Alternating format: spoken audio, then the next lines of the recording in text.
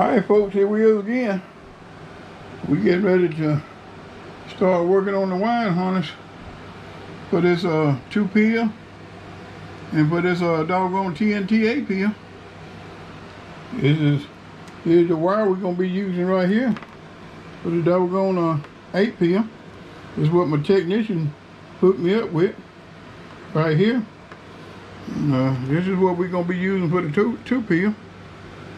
We got our end fittings here that we're gonna solder on, and we got the breaker right here.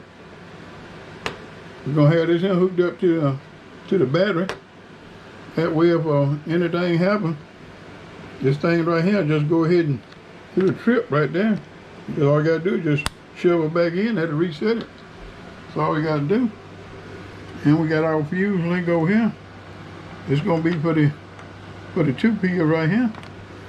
And we got some jumpers here. We had some extra jumpers made up that should be 4 jumpers here.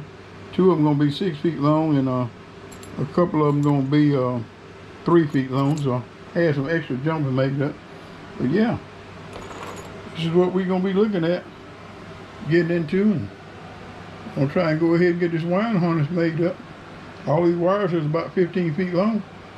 So we're gonna be looking at trying to get all this stuff made up, so we can get ready to go ahead and get that bad boy hooked up there probably tomorrow. We ain't gonna fool with no more today, but this is what we're gonna be looking at doing tomorrow.